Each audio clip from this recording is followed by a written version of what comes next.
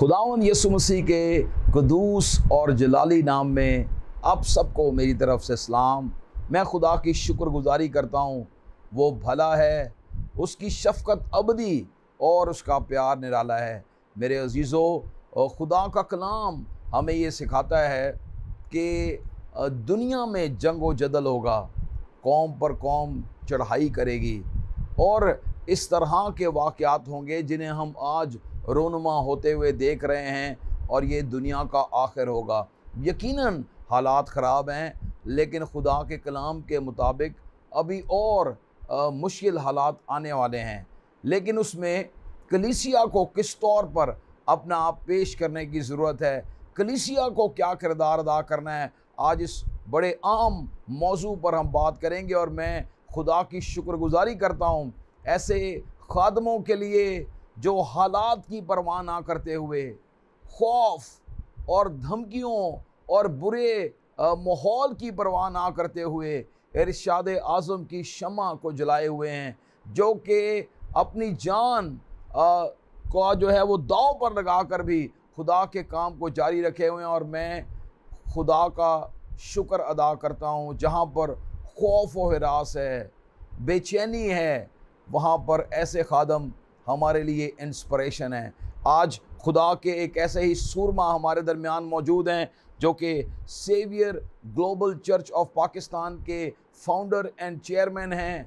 2005 में यानी आज से 16 साल पहले इन्होंने इस कलीसिया की बुनियाद रखी और 29-30 ऑलमोस्ट 28 और 29 साल से खुदा की खिदमत में हमतन गोश हैं। खुदावंद ने कलीसिया पाकिस्तान और दुनिया के बेशतर ममालिक में अपने जलाल के लिए इस्तेमाल कर चुका है और कर रहा है। और आज मैं आपको सच बताऊं कि खुदा ने इन्हें इरशाद आज़म का बोझ देकर बहुत से लोगों के लिए बरकत बनाकर भेजा है। मैं खुदा की शुक्रगुजारी करता हूँ रेवरेंड परवेज़ एम आसिफ साहब के लिए, जो जिन्हें खुदा ने इस मुल्क में रखा और खुदावंद ने इस्तेमाल कर रहा है। आज हम कलीसिया का रिस्पॉन्स इन हालात में क्या होगा, हम इस मौजू पर बात करेंगे। भाई साहब खुश आमदीद। मैं शुक्रगुजार हूँ आपके वक्त के लिए कि आपने अपना कीमती वक्त आज गवाही टेलीविज़न के लिए निकाला है। ये हमारे लिए बहुत खुशी है कि आप आज हमारे साथ हैं और वेलकम। शुक्रिया, मैं आपका शुक्रगुजार हूँ आपके टीवी का, गवाही टीवी का, क्योंकि गवाही टीवी एक ऐसा टूल है जिसके वसीला से हम खुदावंद की बात लोगों तक पहुंचा सकते हैं। आमीन। कि बुरे हालात में भी हमें किस तौर से सरवाइव करना है, किस तौर से लोगों को इनकरेज करना है ताकि वो बेदिल ना हो, बल्कि खुदा के काम को जारी और सारी रखें और खुदा की खिदमत को जब वो दुनिया के कोने कोने तक लेकर जाए। हमारे लिए पाकिस्तान बड़ा अहम है क्योंकि हम पाकिस्तानी हैं। इसलिए सबसे अहम जो है हमारे लिए पाकिस्तान है, क्योंकि पाकिस्तान है तो हम हैं। अगर पाकिस्तान नहीं होगा तो हम भी नहीं होंगे। तो सबसे पहले हमें अपने मुल्क पाकिस्तान के लिए खैर व आफत की दुआ करनी है कि हमारे मुल्क को खुदा सलामत रखे। आमीन। और जो हमारे मुल्क पाकिस्तान में कौमी कबीले रहते हैं वो खुदा उनको जान सके। खुदा ने हमें पाकिस्तान में क्यों रखा? पाकिस्तान में हमें रखने का खुदा उनका मकसद है और वो मकसद ये है कि हम मुल्क पाकिस्तान में नूर की मानंद हों।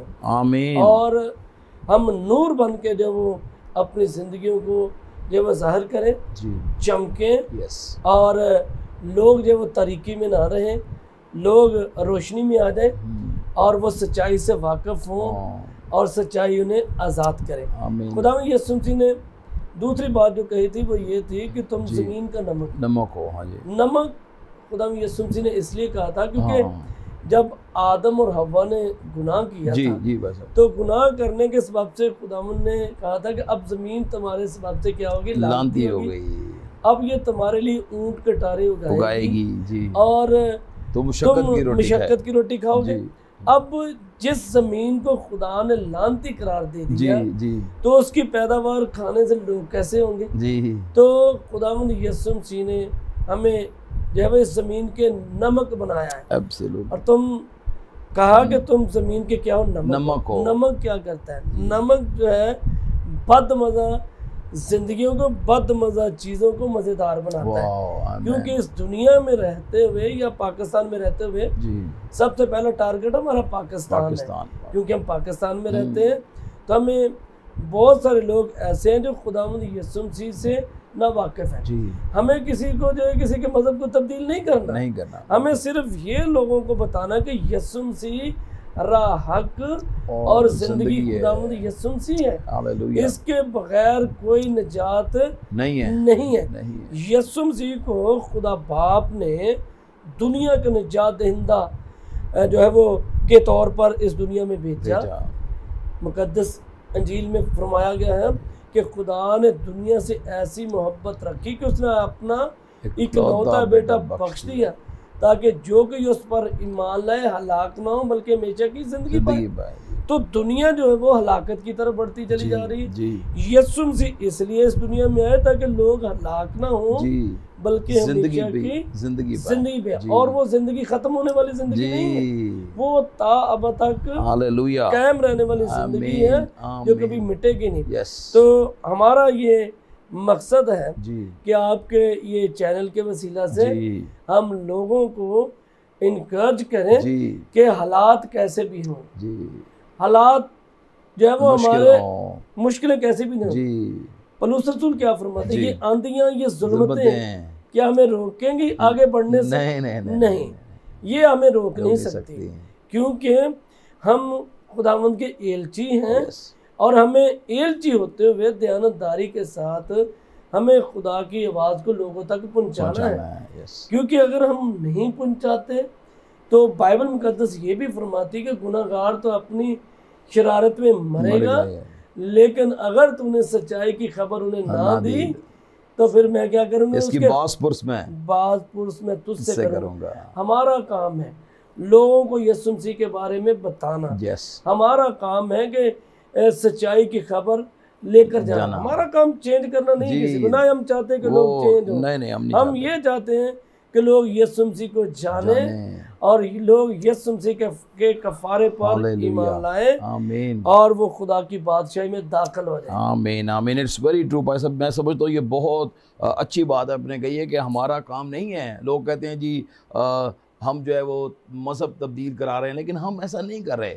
हम तो ये सिर्फ कर रहे हैं कि उन्हें यीशु मसीह के बारे में बता रहे हैं, क्योंकि यीशु ज़िंदगी है और ये हमारा मकसद है। तब्दीली मज़हब हमारा मकसद नहीं है, बल्कि हमारा मकसद ये है कि लोग यीशु मसीह को जानें और लिखे कलाम से सच्चाई से वाकिफ़ होगे तो सच्चाई तुम्हें आज़ाद करेगी। भाई साहब, एक बात जो हम ओवरऑल देख रहे हैं, सिर्फ मजहबी हलकों में नहीं बल्कि अपने मुल्की, समाजी और पूरे इस रीजन में, बर-ए-आज़म में, कि खौफ तारी है। हमारे पड़ोसी मुल्क अफ़गानिस्तान में क्या हुआ, एक बहुत खौफ छा गया है। अब क्या होगा? चर्च भी खौफज़दा, अब क्या होगा? अच्छा, आपकी चर्च ने ऐसे हालात देखे हैं कि बहुत दफ़ा ऐसे मसाइल आ गए, लेकिन आपने उन मसाइल का डट कर मुकाबला किया, खौफ पर नहीं बल्कि खुदा की कुदरत पर इंसार किया। क्या फार्मूला था आपके पास इस खौफ में रहकर इरशाद आज़म की खिदमत करने का? कुछ आज बताएं हमारे नाज़रीन को भी। पर सब पहली बात तो ये है कि मैं हर दिन जो है वो आखिरी दिन समझ कर गुजारता हूँ कि मेरी ज़िंदगी का ये आखिरी दिन है और मैं ये नहीं चाहता कि मैं बहुत ज़्यादा जो ज़िंदगी पाना चाहता हूँ, लंबी उम्र पाना चाहता हूँ। मैं हर दिन का जब आगाज़ करता हूँ तो मैं ये कहता हूँ कि आज मेरी ज़िंदगी का शायद आखिरी दिन हो। और फिर ये कि मैं हमेशा जो है वो इस बात के लिए तैयार रहता हूँ कि मैं हर अपने कॉलो फेल से जो है वो यीशु मसीह को रिप्रेजेंट करूं। हालेलुया, और दैट्स वंडरफुल। खौफ को, ये बहुत ज़रूरी है भाई साहब ने बहुत अच्छी बात कही। कॉलो फेल से हमें यीशु की नुमाइंदगी करनी है।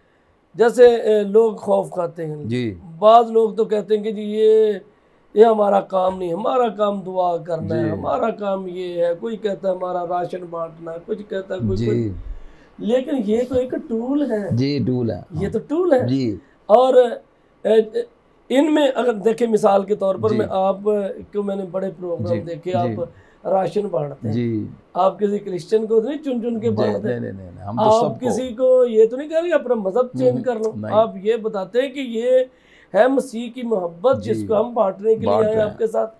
आप नलके लगवाते हैं, आप बहुत सारे वेलफेयर काम करते हैं, तो क्या है ये इसलिए आप कर रहे थे कि लोग यीशु मसीह के बारे में यीशु मसीह की रोशनी चमके लोगों चमके तक। लेकिन जो सवाल आपका था कि आप कैसे करते हैं, मैं हमेशा मैं बयान कर रहा था कि आखिरी दिन समझ कर दिन का आगाज करता हूँ और फिर डर और खौफ को हमने अपने ऊपर से हटा दिया।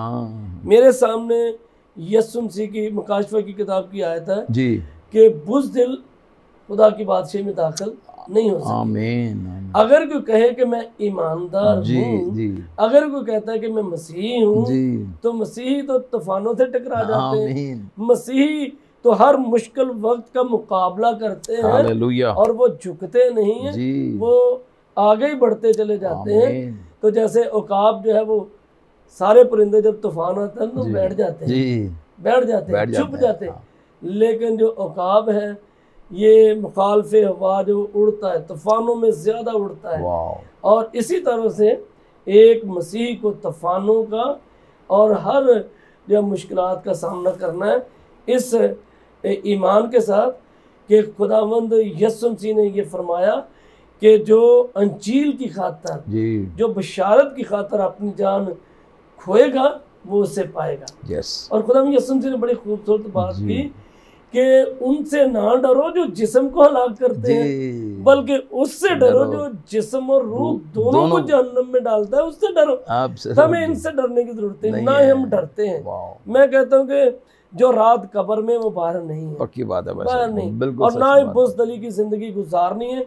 और एक अच्छी सी मिसाल है कि शेर की जिंदगी एक दिन की और गीदड़ की जिंदगी 100 साल। एक दिन शेर की तरह गुजारने और इसी अज़म के साथ गुजारे कि जैसे मैं अक्सर ये मिसाल देता हूँ अपने चर्च में भी कि एक फौजी है, हम यीशु मसीह के सिपाही हैं, यीशु मसीह के सिपाही हैं। और सिपाही का क्या काम है, वो लड़ता है, जंगे लड़ता है। और एक सिपाही की मौत दो तरह की होती है, एक तो वो घर में मर जाता है और एक वो जो महाज़े जंग पे मरता है, शहीद होता है। शहीद कहते हैं। दोनों में से कौन सा है? जो घर में मर जाएगा उसको कोई टाइटल नहीं मिलेगा, कोई टाइटल नहीं, ना तो शहीद का मिलेगा, ना सतारा जुरत मिलेगा, ना सतारा जो है वो इम्तियाज, ना निशान हैदर मिलेगा।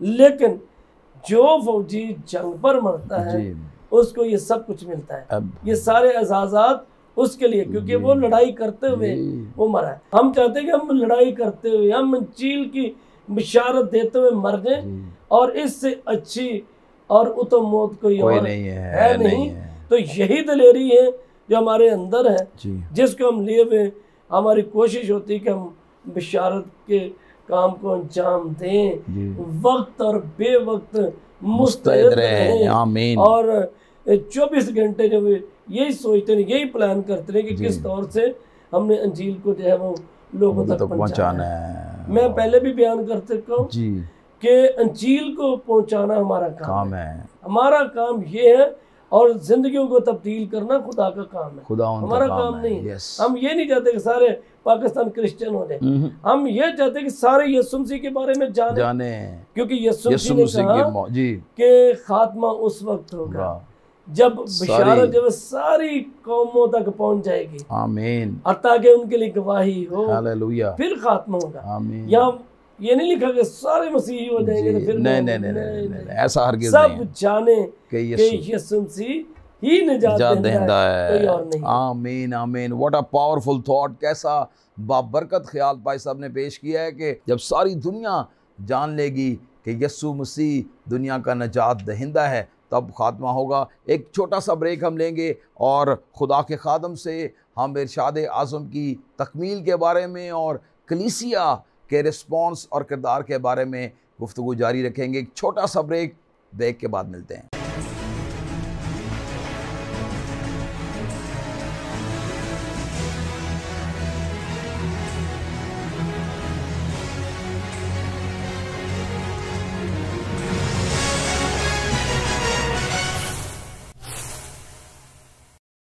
वेलकम बैक नाजरीन। ब्रेक पर जाने से पहले हम बात कर रहे थे कि किस तौर पर हमें डर और खौफ से निकल कर, भाई साहब ने बहुत दिलेराना बात कही। शायद हर शख्स के अंदर ये कैपेसिटी नहीं है कि वो ये कह सके कि मैं समझता हूँ कि आज मेरी ज़िंदगी का आखिरी दिन है और मैं अपनी ज़िंदगी को आज का दिन ही समझ कर जीता हूँ।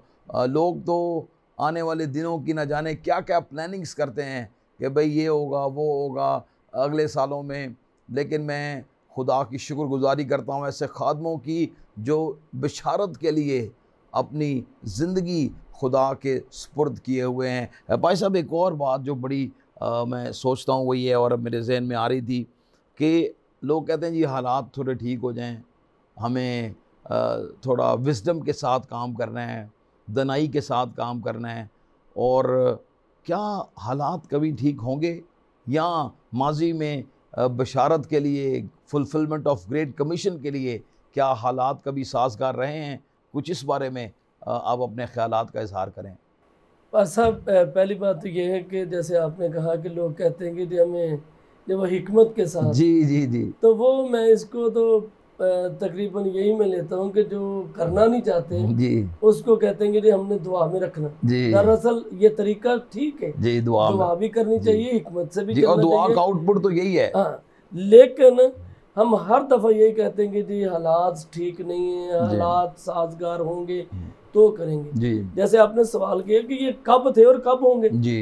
ना तो थे पहले इब्तदाई कलीसिया के साथ क्या हुआ, उनको अपने घरों से हाथ धोना पड़ा, अपनी जायदादों से हाथ धोना पड़ा, उनको बांध बांध के शेरों में डाला गया, दरिंदों में डाला गया, उनके घर जला दिए गए।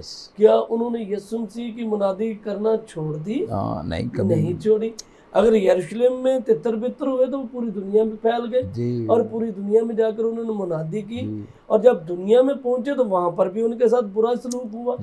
उनको जो उनके बच्चों को जला दिया गया, उनके जो है वो तमाम असबाब को जला दिया गया।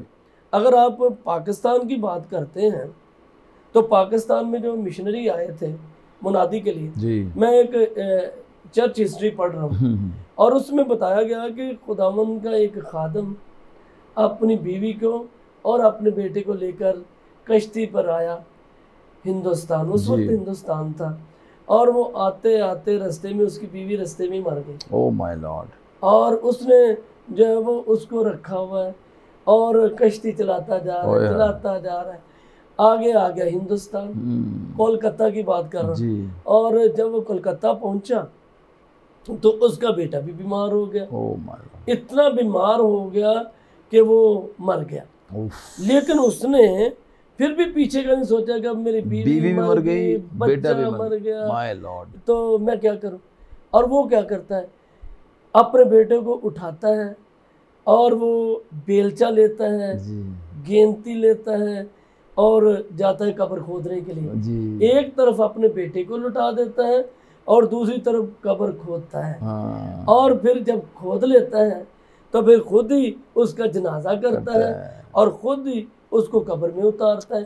कोई जनाजा पढ़ने वाला नहीं था उसका, कोई उसका हेल्पर नहीं था, उसने उसको दफन किया और उसने बिशारत के काम को शुरू कर दिया। My Lord. अगर आप देखें हंटर, आपने देखा होगा कि हंटर मेमोरियल चर्च जो है वो सियालकोट में, उसकी हिस्ट्री ये है कि वो वहाँ पर सियालकोट में खिदमत करता था। जब बलवा हुआ तो इनको जो लाहौर के किले में बुला लिया कि आप लाहौर के किले में आ जाओ। वो रास्ते में आ रहे थे तो रास्ते में बहुत सारे लोग मिल गए कि ये हंटर है जी। उन्होंने कहा कि हम मार देंगे तुझे। उसने कहा नहीं, पहले मेरे बच्चों को मारो। बच्चों को मार दिया। फिर कहने लगा कि अब मेरी बीवी को मेरे सामने मारो। बीवी को मार दिया। फिर कहने लगा अब मुझे मारो। तो क्या हालात उस वक्त ठीक थे? हालात कभी भी साजगार नहीं होंगे। हम जो मसीही हैं, हम अगर इस बात को सोचते रहेंगे कि हालात कब ठीक होंगे, कब दुरुस्त होंगे, फिर मनादी करेंगे, तो फिर अगर आज नहीं आप करेंगे तो आप कभी नहीं कर सकते। अगर आप नहीं करेंगे तो फिर कौन करेगा? शहीदों का खून जो हमारे कंधों पर है, उनका कर्ज हमारे कंधों पर है, जिन्होंने आगे बड़े बड़े चर्च बना दिए, हॉस्पिटल बना दिए, बहुत कुछ किया। आज पाकिस्तानी चर्च को ये कर्ज उतारने की जरूरत है। अभी जो है वो खुद ये कर्ज उतारे। मुश्किल हालात कोई भी हो, कुछ भी हो, आपको बढ़ना है, आगे बढ़ना है। आपने अफगानिस्तान की बात की। अफगानिस्तान में अमन कौन ला सकता है? ये मसीह ला सकते, दुनिया की कोई और ताकत नहीं ला सकती। क्योंकि अमन और सलामती का शहजादा सिर्फ यीशु मसीह है। यीशु मसीह के बगैर अमन कायम दुनिया में नहीं हो सकता।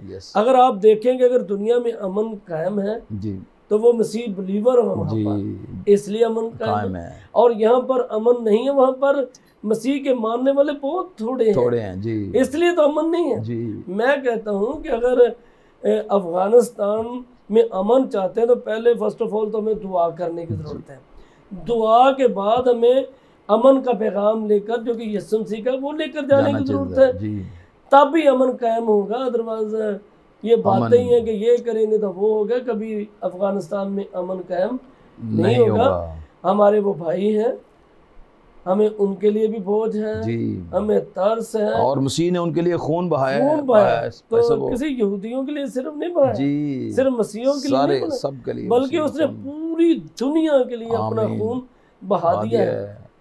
तो जब खून पूरी दुनिया के लिए बहाया गया, जब कफारा पूरी दुनिया के लिए है, तो खुदा यीशु मसीह तो किसी से नफरत नहीं करता, ना ही उसके लोग करते, बल्कि अपने दुश्मनों से भी वो मोहब्बत करते हैं। भाई साहब, एक और बात मेरे ज़हन में है कि वो जब आप जाते हैं, आपने एवेंजलिज्म के लिए मुख्तलिफ लोगों से, मसीहों से, जैसे हम अभी बात कर रहे थे, मसीह की बिशारत तो सबके लिए है। हमारे टेलीविज़न पर भी बहुत सारे लोग ऐसे हैं जो कि मसीह नहीं हैं, मुसलमान हैं। चंद ऐसे भाई हैं जो हमारे रेगुलर पार्टनर्स हैं। एक भाई हैं हमारे मोहम्मद फरीद, वो कहते हैं कि भाई टेलीविज़न की वजह से हमारे घर में बड़ी रोशनी है, बरकत है, और वो अपनी दायकी आकर यहाँ पर देते हैं। आप अंदाज़ा करें कि he is from Muslim background. तो सब लोगों को हमने पैगाम मसीह की खुशखबरी का देना है। और हमारे टेलीविज़न पर भी बहुत सारे लोग ऐसे देखते हैं, हम उनके शुक्रगुज़ार हैं उनकी हौसला अफजाई के लिए। लेकिन जब आप ऐसे लोगों के पास जाते हैं या टीम्स जाती हैं, क्या रिस्पॉन्स है लोगों का, लोगों की क्या अंदर से जो लोगों की जो भूख है वो क्या है, कुछ ये भी हमारे नाज़रीन को बताएं। मैं एक मुल्क में गया जी, और वहाँ पर हमने यीशु मसीह के बारे में बताया जी, और वहाँ के लोग जो हैं वो आंसू बहाकर वो यीशु मसीह के कदमों में झुकते थे जी, और वो कहते थे कि हम तो बड़ी देर से आरज़ू कर रहे थे कि कोई ऐसा आए जो हमें यीशु मसीह के बारे में बताए, ताकि हम यीशु मसीह के बारे में जान सकें। तो वो जो पौलुस रसूल कहता है कि मखलूकात बेकरारी से खुदा के बेटों के ज़ाहिर होने की राह देख रहे हैं। वो तो राह देख रहे हैं कि हम कब उन पर अपीयर हों, कब हम उन पर ज़ाहिर हों। लेकिन खुदा के बेटे जो वो लापरवाही से, खामोशी के साथ, हर कोई कहता है कि ये तो मेरी रोया नहीं है, कोई कहता है ये मेरा काम नहीं है, खुदा ने मुझे इस काम के लिए नहीं बुलाया। मैं कहता हूँ कि जो अरशाद आज़म वो सबके लिए, आमीन, वो सबके लिए है, आमीन। और फिर मैं ये कहना चाहता हूँ आपके टीवी के वसीले से जी, कि रोया किसी चर्च की नहीं है, ना ही किसी शख्स की रोया है, और ये रोया जो है वो खुदा की रोया है। हम खुदा की रोया के पार्टनर हैं, हम उसके हेल्पर हैं, और उसके खेत में काम करने वाले हैं।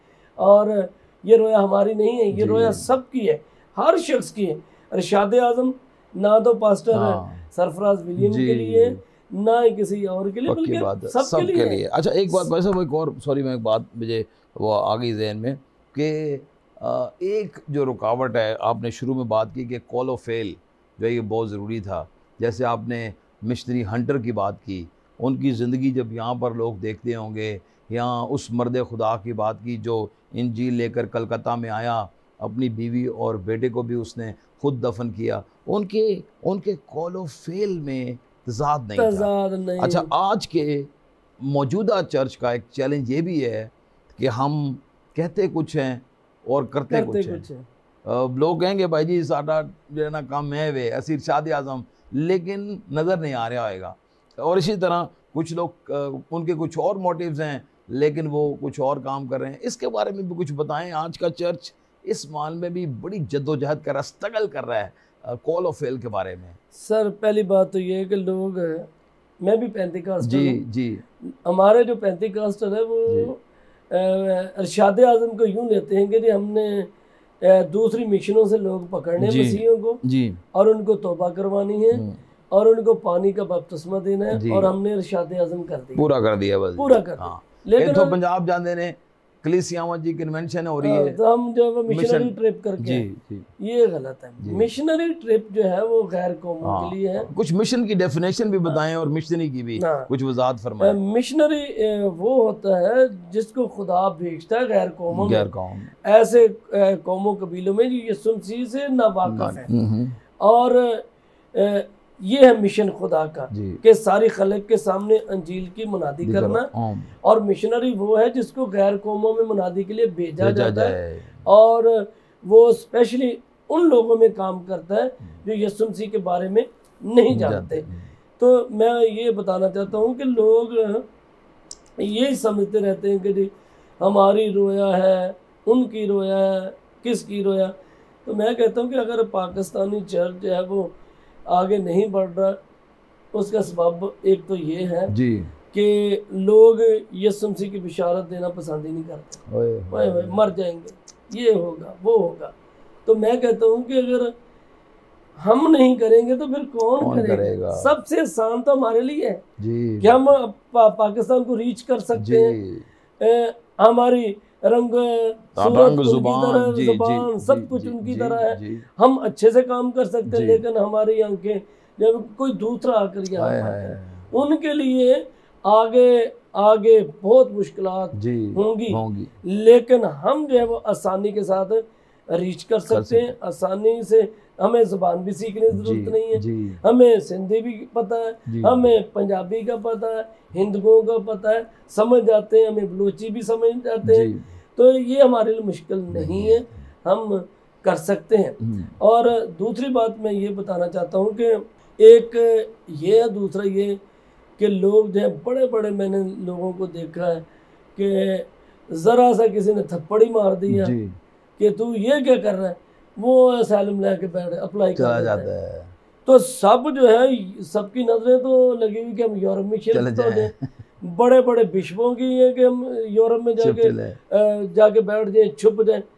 तो मैं बताना चाहता हूँ कि अगर खुदावन ने आपको अमेरिका ही ले जाना था तो खुदावन अमेरिका में पैदा कर देता, आपको हॉलैंड में पैदा कर देता, किसी यूरोप के मुल्क में पैदा कर देता। सच बात है। तो अगर आप सारे एक एक करके भागते जाएंगे तो फिर यहाँ पर कौन काम करेगा? कोई और आगे करेगा? नहीं। हमारा खून, हमारी जो सब कुछ इस धरती के साथ है और हमें इसको छोड़कर भाग जाना है? नहीं। अपने लोगों को भी यारो मददगार छोड़कर भाग जाना है और फिर 3-4 साल के बाद फिर आ जाते मिशनरी बन के, फिर आकर लेक्चर देते हैं कि मुझे खुदा ने ऐसे इस्तेमाल किया, मैं खुदा के लिए। आपने एक पत्थर तो सहा नहीं, आपको एक पत्थर ही लगा, आपके घर पर पत्थर हुआ, आप तो उठ के जो है वो दूसरे मुल्क भाग गए। आपने क्या, वो कहते हैं ना, अक्सर एक गीत गाते हैं कि असि शेरा दी गारा विच बढ़ांगे, तो अभी तूफाना ने टकरावांगे, ये गाने की हद तक है। लेकिन कोई भी जब दुख जो है वो बर्दाश्त नहीं करता, कोई भी मिनिस्ट्री जो खोलता है उसका जो पीछे जो उसकी थाट होती है वो यही होती है कि किसी ना किसी वक्त में बाहर भाग चला जाऊं, मेरा कॉन्टेक्ट हो जाए और मैं इस मुल्क को छोड़ दूं। तो कहाँ गई हमारी मोहब्बत इस मुल्क के साथ? कहाँ हमारी मोहब्बत गई पाकिस्तानी कलीसिया के साथ?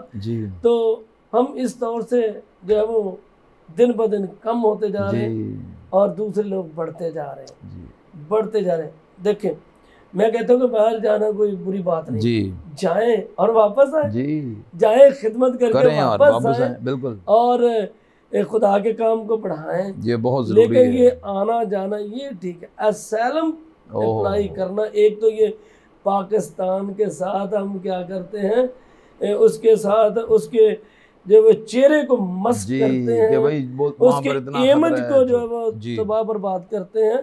दूसरा ये कि अगर पाकिस्तान में हम नहीं करेंगे तो फिर कौन करेगा? बस अब दूसरी बात ये कि बहुत दफ़ा लोग जो है ना, वो जो कुछ वाक़या हुआ है, किसी ने थप्पड़ ही लगा दिया, न जाने कितना बढ़ा चढ़ा कर उन्हें वहाँ बताना पड़ता है कि भाई मेरे साथ ये हुआ, ये झूठ बोलते हैं, बहुत ज़्यादा झूठ बोलना पड़ता है।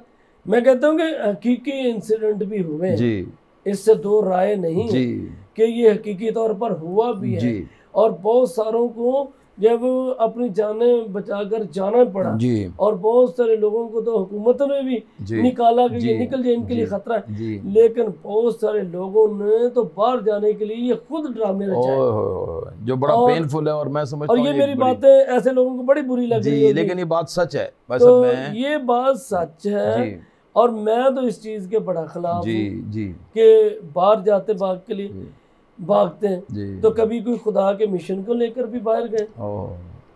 भागना है तो फिर इधर जाएं, अरब की तरफ जाएं जी, जहाँ पर इंजील के फैलाव की जरूरत है।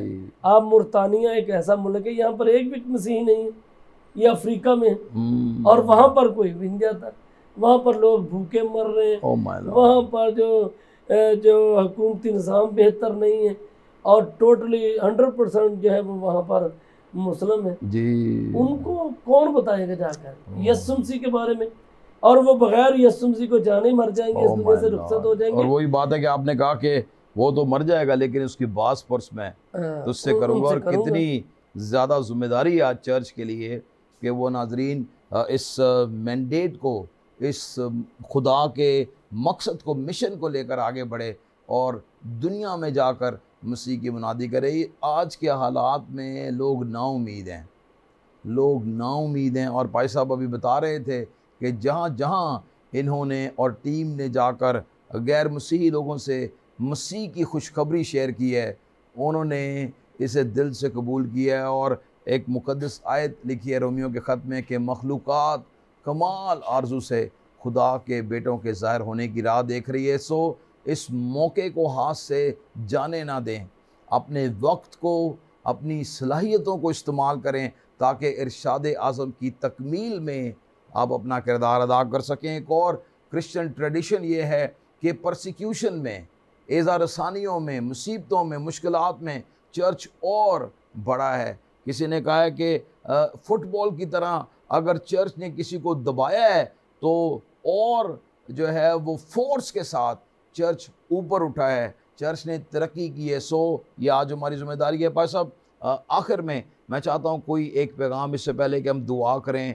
कोई ऐसा पैगाम जो आपके दिल में है, ऐसा थॉट मुख्तसर आप हमारे व्यूवर्स को देना चाहते हैं। आज के दौर में क्या सबसे ज़रूरी है? जैसे आपने फुटबॉल की मिसाल दी, मुझे वो मेहदी दबाज याद आ गई, उनकी ये मिसाल है जी। मेहदी दबाज ये ईरानी पादरी थे जी, और उनको जो है ना पकड़ कर जेल में डाल दिया। हाँ। और जेल में जो डाला था वो खड़ा हो सकता था, बैठ सकता था, लेट नहीं सकता था। तो उसने 3 कौल लिखे थे मसीहों के लिए, 3 कौल लिखे। उसने कहा कि मसीह जो वो फुटबॉल की मानद है, फुटबॉल को जितना आप दबाते हैं वो उतना ही ऊपर उठता है। वाह। तो मसीहों को जितना भी दबाया जाएगा, मसीह उतना ही ज्यादा वो रेस होंगे और पढ़ेंगे। फिर उसने कहा कि मसीह जो है वो यूना की मानद है, यूना की मानद। उसने उसको डिफाइन किया कि जैसे मछली जो यूना को निगल नहीं सकती, इसी तरह मसीहों को ये दुनिया निगल नहीं सकती, खत्म नहीं कर सकती। तीसरा कौल उसने कहा कि मसीह फूल की तरह है, फूल की तरह। फूल अपने अंदर खुशबू रखता है जी, और अगर उसको मसल दिया जाए तो उसकी जो खुशबू है वो फैलती जी, महक बन के वो महक बन जाती, मुअत्तर हो जाती है। तो ये मेहदी दबाज के कौल थे जी। ईरानी एक और भाई है, खुदा का खादम है, जिसकी कब्र पर मैं भी गया था जी। और उसने डीसी ने उसको कहा कि ब्रदर हाइक चर्च जो है वो बंद कर दो। उसने कहा कि डीसी साहब ये जो चर्च हाथ के बनाए हुए इसको तो तू ताला लगा सकता है, लेकिन जो चर्च मैंने तैयार कर दी है जिंदगियों को, उनको तू बंद नहीं कर सकता। तो मैं यही बताना चाहता हूँ कि मसीहों आप फुटबॉल की तरह हैं, मसीहों आप जो है वो यूना की मानंद हैं, आप एक फूल की मानंद हैं, और आप ऐसे चर्च हैं, आपकी ज़िंदगी ऐसे चर्च हैं कि जिनको कोई शख्स भी बंद नहीं कर सकता। तो आप के लिए मैं यही छोड़ना चाहता हूँ, ये जो कॉल मैंने आपके सामने रखे हैं इनके मुताबिक खुदावंद आपको चलने की और पढ़ने की और फूलने की तौफीक अता फरमाए। आमीन आमीन आमीन आमीन। आइए मिलकर दुआ करते हैं भाई साहब, चर्च के लिए दुआ करते हैं। खुदावंद हमारे प्यारे आसमानी बाप, खुदावंद इस वक्त दुनिया खौफ ज़दा है कि पाकिस्तान, अफ़गानिस्तान, इंडिया और इन ममालिक में क्या हो रहा है, लेकिन खुदावंद हम तेरे पास लाते हैं। खुदावंद अफ़गानिस्तान में अमन को कायम कर, हालात को बदल दे। यीशु मसीह तेरा जलाल ज़ाहिर हुआ है खुदा, और तेरी बशारत के वसीला से हो सकता है। यस लॉर्ड, खुदावंद हम दुआ जानने के वसीला से खुदावंद अपनी कुदरत को नाज़िल करे खुदा, कलीसिया पाकिस्तान को इस्तेमाल कर, सलामती के दरवाज़ों को खोल है खुदा, कलीसिया पाकिस्तान को जारी कर दे खुदा, लोगों को खुदा हम तेरी शुक्रगुजारी करते हैं ताकि बादशाहत और तेरे नाम की तारीफ करते हैं। तेरी बादशाही को पादरी परवेज़ आसिफ साहब के लिए, सेवियर ग्लोबल चर्च के लिए, इनके खानदान के लिए, सारी खिदमत के लिए बरकत चाहते हैं। ऐ खुदावंद मैं दुआ करता हूँ और सुरमाओं को खड़ा कर अपने जलाल के लिए, और खुदावंद इरशाद आज़म के लिए इस्तेमाल कर। तेरा शुक्र, इस टीवी के लिए खुदा वसाइल मुहैया कर, बाप हम तेरी शुक्रगुजारी करते हैं। सारी ज़रूरतों को खुदावंद हम तेरे नाम की तारीफ करते हैं क्योंकि तू ही इस लायक है खुदा। और मौसर तमाम बीमारों को, ताकि तेरी बादशाही को पाकिस्तान टेलीविजन पर हमें देख रहे हैं, पूरी दुनिया में सबको शिफा दे, बरकत दे, यीशु मसीह के नाम से आमीन आमीन। मेरा ईमान है कि आज का एपिसोड आपके लिए बरकत का और बहुत सीखने का सबब बना होगा। यकीनन आप चाहते होंगे कि आप पादरी परवेज़ आसिफ साहब से बात करें और मज़ीद इस कलाम की गहराइयों को सीखें और how to be a part of this mission.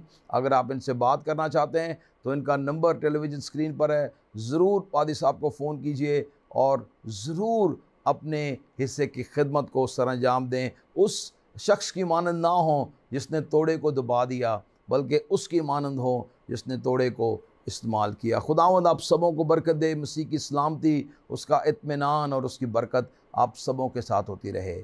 आमीन।